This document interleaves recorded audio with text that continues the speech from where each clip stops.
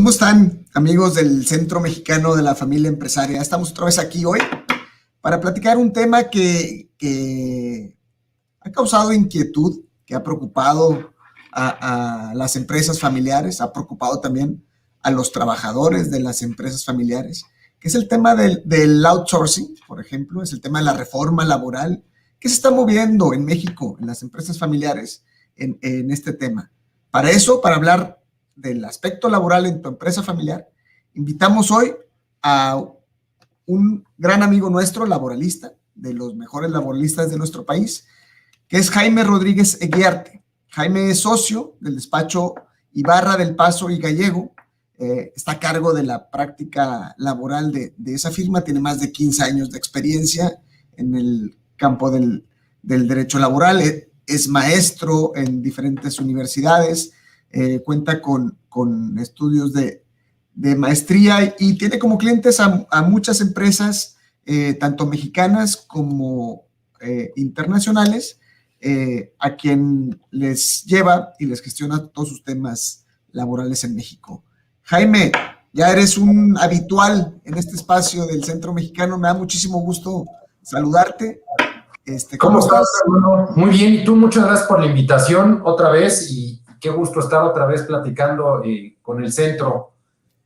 Siempre se aprende algo nuevo cuando tenemos estas interesantes pláticas. Oye, sí, muy padres.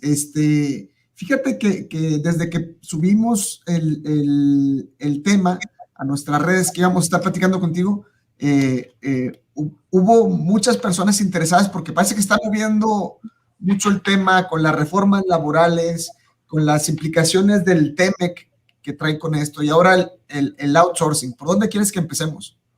Pues por donde tú digas, la verdad es que todos los temas están de moda, por decirlo de alguna forma, y todos se están moviendo muy rápido.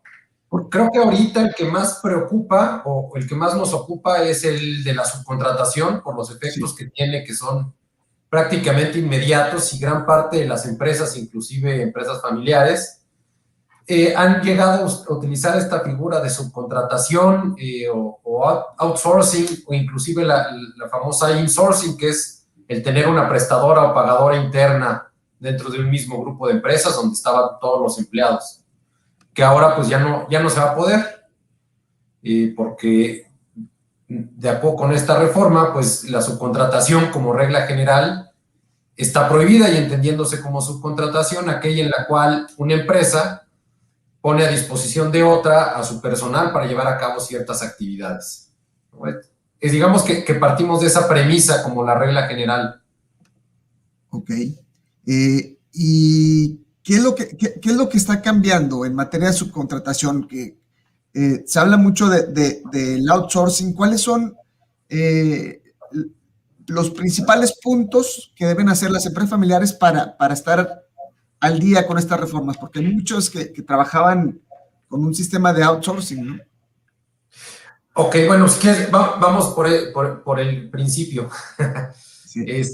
Pues mira, al final el outsourcing nunca ha estado regulado con una figura, o sea, no hay una definición en ningún artículo, código o ordenamiento en México que define el outsourcing. Lo que hay, o había por lo menos hasta antes del 23 de abril de este año, era una regulación específica del régimen de subcontratación, en el que te decían, bueno, si vas a llegar a utilizar o subcontratar ciertas actividades, tenías que cumplir con 3 reglas: no podías subcontratar la totalidad de las actividades, tenías que justificar el carácter de especializado, y no podías tener personal propio y personal subcontratado haciendo lo mismo.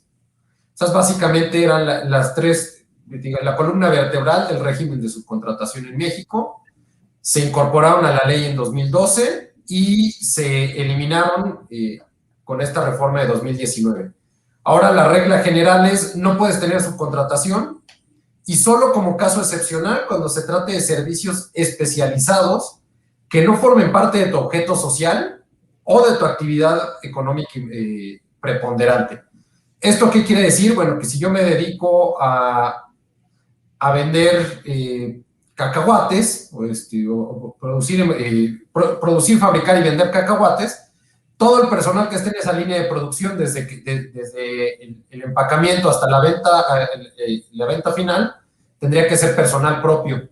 Podría subcontratar ciertas actividades como a lo mejor la logística y el transporte, actividades como pudiera ser ciertos servicios que no estuvieran relacionados directamente, como el mantenimiento de las máquinas, por ejemplo, pero todo lo que venga a ser parte de la cadena de valor para llevar a cabo nuestra actividad principal, la vamos a tener que tener en casa, es decir, dentro de nuestra panza y nuestra entidad operativa.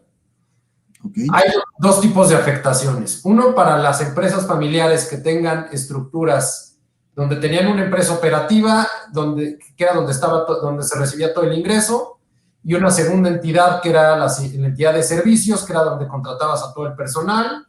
Esto, había un contrato de prestación de servicios entre la operativa y la de servicios. Se paga, el costo de la nómina se pagaba a la empresa de servicios más un referencial por la administración. Esto se facturaba, se volvía deducible para la empresa operativa y de alguna manera mantenías aislado tu riesgo laboral y el costo de tu PTU o de tus utilidades. Ahora, ¿qué sucede con esta reforma? Porque esta estructura ya no es viable. O sea, ya no puedes tener subcontratados a todos tus trabajadores o a la mayoría, sino tienes que tener como propios a todos los relacionados con tu actividad principal. Si tu actividad principal son las ventas, tus vendedores no pueden estar subcontratados. Entonces, ¿qué están haciendo muchas empresas frente a esto? Pues van a tener que transferir al personal a la empresa operativa y se tomarán decisiones corporativas respecto de las entidades de servicios, ya sea fusionarla con la empresa operativa, liquidarla o dejarla ahí inactiva, ¿no? Ese, digamos, es la primera afectación. Después tenemos a las empresas que operaban no con una pagadora interna, sino con uno o más empresas de servicios o las famosas outsourcings o manpowers, que pues su negocio era, oye, pues pásame a tu personal, yo te lo administro, yo asumo el riesgo laboral, yo asumo las contingencias y pues tú me pagas un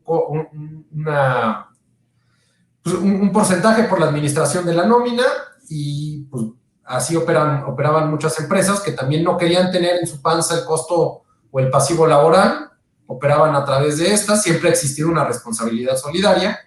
Ahora vas a tener que voltearte con estas empresas de subcontratación y decirles, oye, pues mira, al personal esencial para mi operación ya no lo puedo subcontratar, lo tengo que contratar directamente y solo habrá ciertas actividades que pueda yo subcontratar como servicios especializados que podría seguir a lo mejor considerando a ese proveedor o a cualquier otro que tenga la capacidad de prestar servicios especializados. ¿Y a qué voy cuando hablo de la capacidad?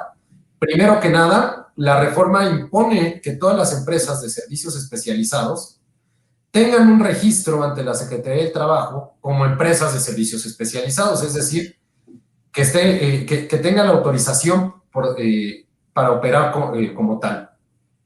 Este registro se vuelve importante no solo desde el punto de vista laboral, sino ahora tocamos aristas fiscales, porque para que yo como cliente de una empresa que me presta servicios especializados pueda deducir de mi ISR y acreditar el IVA pagado por estos servicios, forzosamente voy a tener que tener una copia del registro de mi proveedor ante la Secretaría del Trabajo, porque nos lo va a pedir el SAT para poder deducir y acreditar los impuestos en esas facturas. Entonces, pues, se vuelve, si bien un tema laboral, pues va de la mano con el tema fiscal y va a impactar a los bolsillos de las empresas que no se regularicen, porque el efecto inmediato de no tener regularizado esto, para el 1 de agosto, que es cuando surte efectos fiscales esta reforma, es que no voy a poder deducir mi costo de nómina si lo tengo en una prestadora ya sea interna o externa. O sea, el primero de agosto estamos hablando de 2 meses prácticamente. Sí, y nos fue bien porque en un inicio la reforma, como se promovió como iba la iniciativa en noviembre del año pasado, se pensaba, o más bien se estaba proponiendo que fueran efectos inmediatos, o sea, que la querían publicar a finales de diciembre y que surtiera efectos el 1 de enero, lo cual hubiera sido una locura porque no te dan tiempo de regularizarte.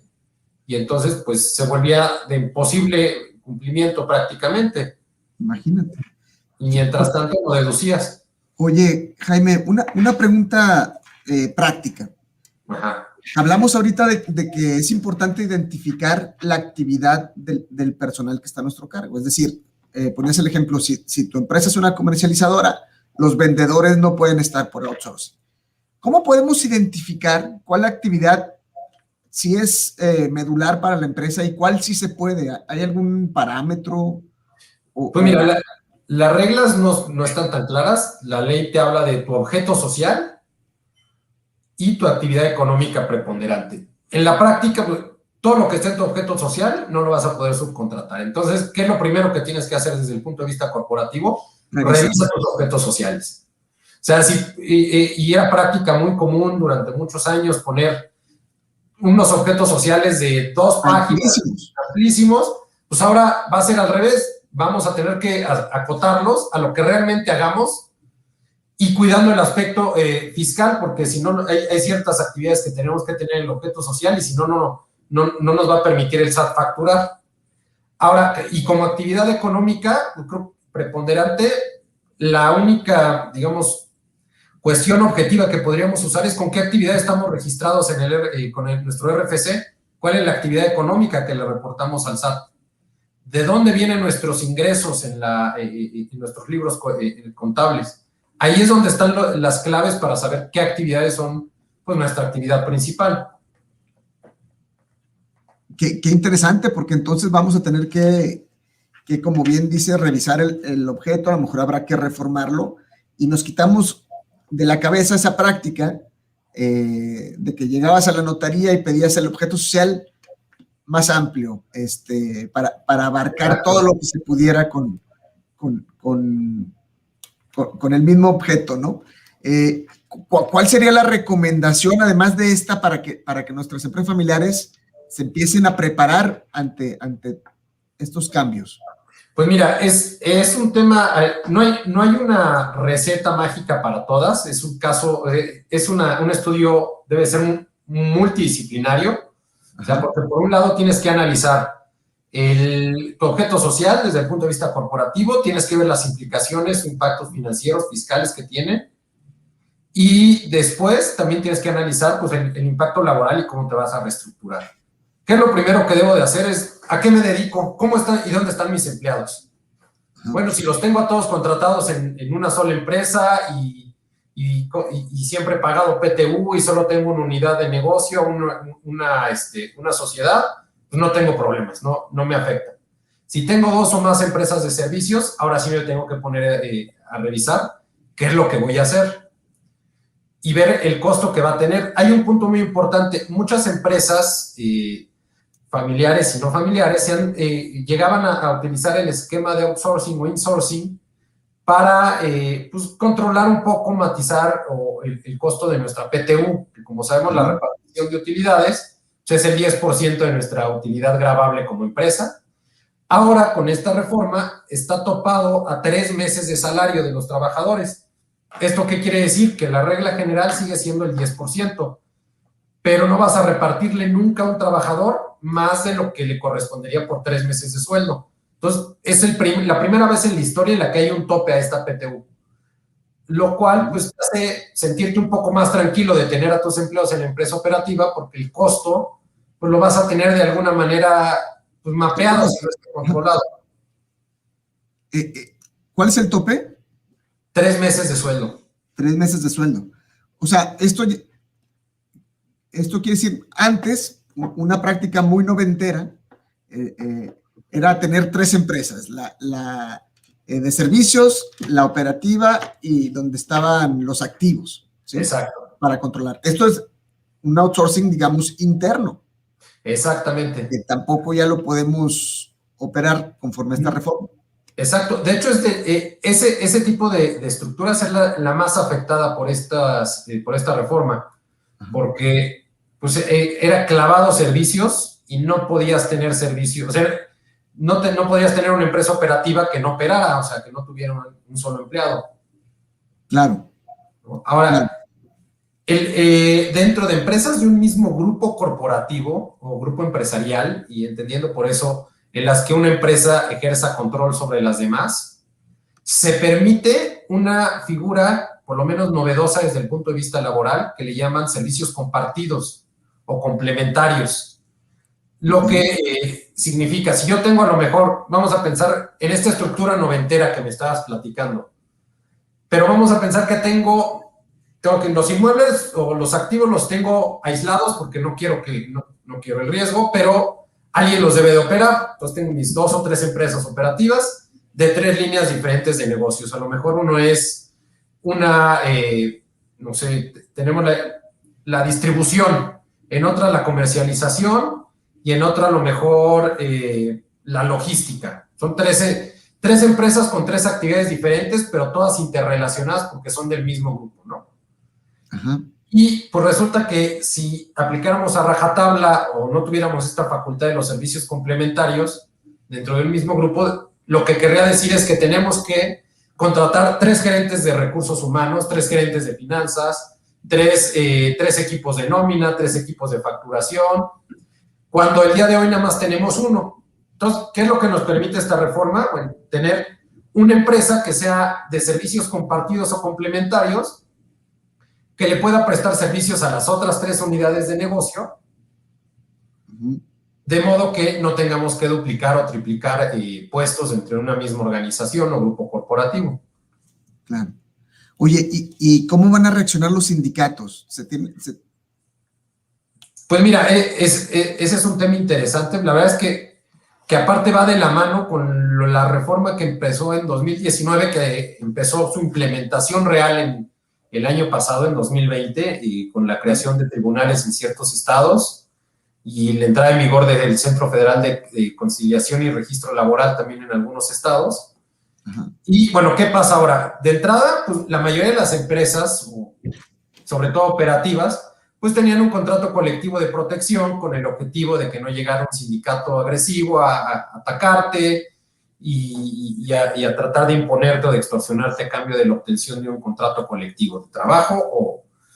Entonces, ¿ahora qué va a pasar? Bueno, de entrada, cuando tú transfieras a los empleados a la operativa, si tenías personal sindicalizado, vas a tener que hacer una sustitución de ese contrato colectivo que tenías con el sindicato.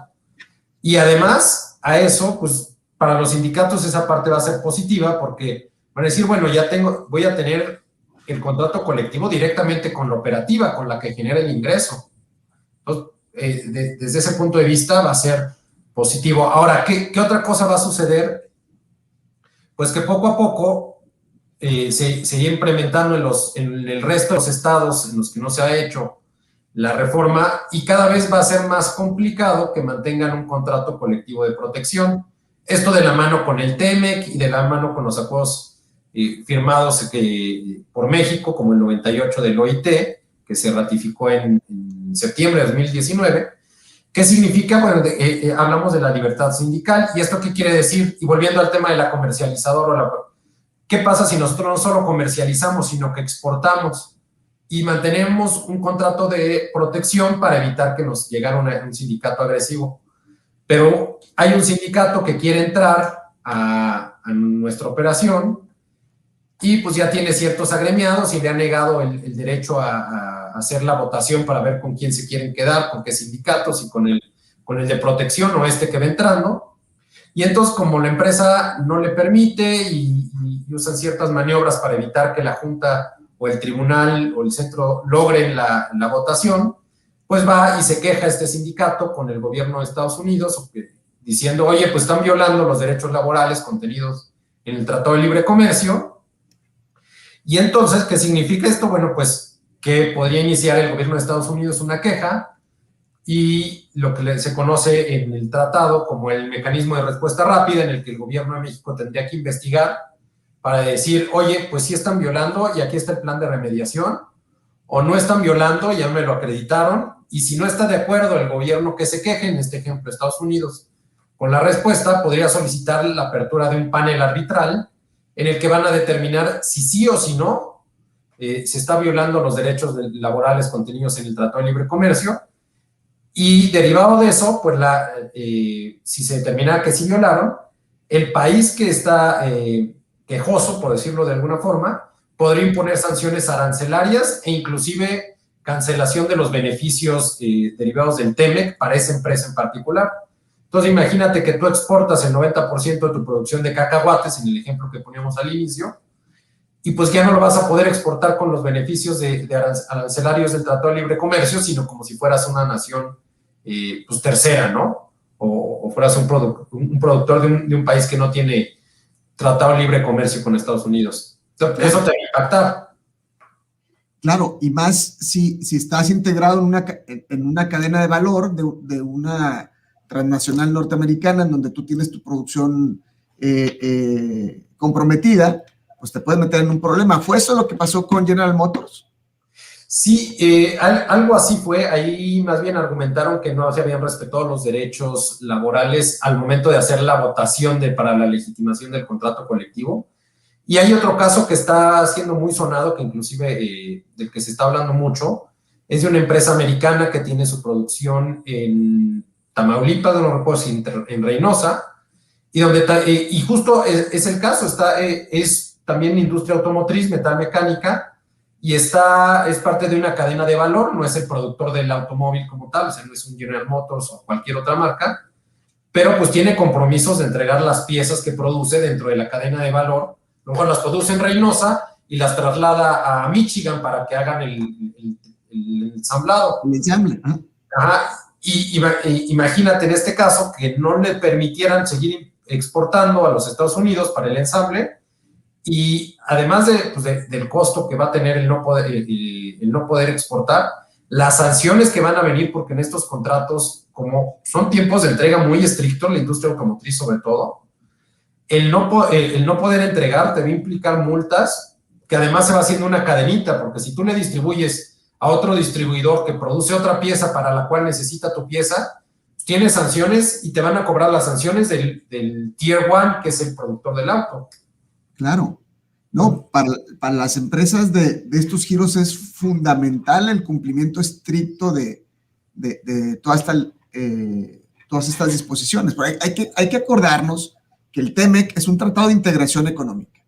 Entonces, justamente la negociación se da en gran parte por las presiones de los sindicatos norteamericanos que decían, no podemos estar compitiendo con las empresas mexicanas bajo normas tan diferentes y tan laxas en materia laboral.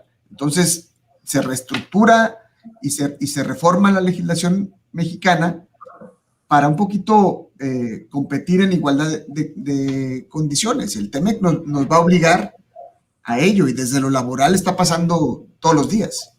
No, fíjate, justo ahorita que tocas ese tema es bien importante recordar que gran parte de la negociación del Tratado de Libre Comercio en el aspecto laboral fue presión de los sindicatos de Estados Unidos y Canadá, porque ellos argumentan y han argumentado durante muchos años que a raíz del primer Tratado de Libre Comercio, México que empezó a generar un dumping laboral buscando salarios bajos a propósito, con la intención de que pues, fuera más barato producir en México, lo que ocasionó un éxodo. O sea, ciudades como Detroit y Michigan se vieron sumamente afectadas porque salieron las armadoras de coches a instalarse en México, porque el costo laboral, pues no podrías comparar un salario mínimo que hoy reivindicado, relativamente reivindicado, no llega a los $7 al día cuando estás hablando de un salario mínimo en Estados Unidos de $7 la hora. O sea, no hay punto de comparativa. Entonces, por ahí, por el aspecto laboral, le van a seguir pegando mucho, sobre todo las organizaciones sindicales, porque ahí es donde está el punto débil y donde ellos creen o saben que pueden atacar para tratar de regresar la producción a sus países, ¿no? Claro. Y yo creo que se va a complicar en muchas empresas el reaccionar de manera rápida a todos estos cambios. ¿Qué consejo le darías al empresario familiar que a lo mejor tiene una pequeña empresa, una mediana empresa, y que no sabe ni por dónde empezar o no sabe dónde asesorarse o cómo? Bueno, en ese aspecto, lo primero que le recomendaría, además de que hablara contigo, Fernando, sería para pasarles tu teléfono. Exacto, sería que, revisen si tienen contrato colectivo de protección, o blanco, no activo. Esa práctica era muy común, sobre todo durante los últimos 20 años, Claro. Yo constituí una empresa y como parte, digamos, del proceso de inicio, te decían, tienes que tener un contrato para que no llegue un sindicato agresivo. Si igual y ni siquiera lo sabe el dueño de la empresa o el empresario, eso lo conoce su área de recursos humanos, su área legal. Lo primero que haría sería preguntarles, oigan, ¿tenemos contrato colectivo? ¿Sí o no? Si sí, ¿es activo o no es activo? Dos, si sí es activo, ¿cómo está la gente? ¿Quién es el líder? ¿Lo conocen? ¿Cómo trabajan con él? ¿Están contentos con él? Nosotros como empresa tenemos prohibido ingerir en la vida laboral, o en la vida sindical más bien, de las empresas, pero sí podemos preguntarles a los empleados, oigan, si es un contrato activo, oigan, ¿están contentos? ¿Qué les falta? Es un tema más bien de clima organizacional, porque en la medida en la que la gente esté contenta, menos va a ser propensa a escuchar el famosísimo canto de las sirenas de los sindicatos que quieran colarse en tu empresa. Claro, y es que hay que recordar que ahorita ya pueden haber más de un sindicato en cada empresa. Exacto. Y bueno, ese yo creo que sería lo primero, ver cómo estamos. O sea, hay que mapear cómo estamos en situación laboral. Dos, pues ver cómo está el clima laboral. Recordemos de una norma que entró en vigor en 2018, la famosa NOM 35, justamente es de riesgos psicosociales, pero te mide el clima laboral dentro de tu empresa y te va a detectar focos rojos. Lo mejor sería estar en cumplimiento con eso, revisar que estemos llevando a cabo las medidas necesarias para atacar nuestras áreas de oportunidad en cuanto a, si tenemos al personal sumamente enojado, pues es muy probable que escuchen a un sindicato agresivo que les prometa las perlas de la Virgen a cambio de que se agremien y que busquen el contrato colectivo con ellos. Esa es la clave, el clima laboral en cuanto a nuestros empleados y nuestra situación sindical. También tenemos que cuidar el cumplimiento de todas las normas que nos apliquen, seguridad, higiene, en cuanto a reglamentos interiores de trabajo, tener nuestros contratos al día. En la medida en la que documentalmente estemos en mejor cumplimiento, vamos a estar mejor parados si en el eventual caso de que nos llegara una queja o una revisión derivada ya sea de violaciones o de quejas respecto a violaciones al contrato colectivo de trabajo, a las normas del Tratado de Libre Comercio o inclusive por parte de la Secretaría del Trabajo, ¿no? Que recordemos que también nos pueden sancionar y la Administración Federal ha prometido acabar el año auditando a 400,000 empresas. Entonces, es probable que alguna de las personas que nos están viendo el día de hoy reciba una inspección en lo que queda de este año. Fíjate, qué importante. Y yo creo que si son exportadores con mucha más razón, o si están insertos en una cadena de proveedores de alguna empresa transnacional. Inclusive los que se dediquen a maquilar en términos de importación temporal también tendrían que estar revisando todo esto para evitar que alguna sanción o alguna investigación de las que hemos estado comentando. Claro. ¿Qué pasa? ¿Cuál sería el primer paso en caso de que una empresa esta reciba una queja laboral? ¿Qué tendría? Lo primero que tendría que hacer sería documentarle al gobierno de México, que sería la Secretaría del Trabajo y la Secretaría de Economía, que serían los que le requerirían información. O sea, sería demostrarle que no incumplieron, que no están violando el TEMEC, que no están violando los derechos laborales de los trabajadores.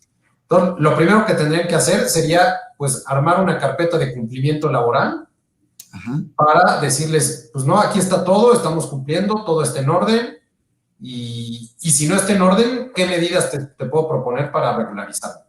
La carga de la prueba siempre está a cargo del patrón, eso no cambia. Es correcto, eso no ha cambiado ni cambiará, por lo menos no se vislumbra en los siguientes años. ¿Sí? Y recordemos que la falta de contratos y de cualquier otro documento es, digamos, que cae en el incumplimiento de responsabilidad del patrón, no del trabajador. O sea, nunca le vas a poder decir a un inspector, no, es que no firmamos contratos de trabajo porque los trabajadores no quieren firmar. O sea, eso no se vale. Claro. No, yo creo que ahorita los laboralistas deben de estar hasta el tope de chamba. Pues sí, la verdad es que hemos estado bastante ocupados porque en lugar de estar preocupados, tenemos que ocuparnos en resolver estos problemas. No, y qué bueno que así sea, porque yo creo que en la medida de que las empresas se empiecen a trabajar en estos temas y se empiecen a regularizar y que empiecen a documentar toda su operación como es debido, pues va a crecer la competitividad también de nuestras empresas. Jaime, sabemos que tienes una cita programada. ¿Dónde te pueden encontrar quienes nos están escuchando? Pues mira, primero a través del Centro Mexicano de la Familia Empresaria, o sea, a través de ti, cualquier cosa, pues yo creo que sería el canal ideal. Si no, pues con mucho gusto les puedo dejar mi correo electrónico, es jrodriguez@ibarrapg.com, y ahí con mucho gusto cualquier duda que derive de lo que platicamos hoy, la respondemos, y si podemos ayudarles en algo más, encantados. Perfecto, Jaime, muchísimas gracias. Nos despedimos, te mando un abrazo y te agradezco mucho tu participación, como siempre, en este espacio que es tuyo. Muchísimas gracias, Fernando, y a todo tu auditorio. Estés muy bien. Cuídate, suerte. Igual, bye. Estés muy bien, bye bye.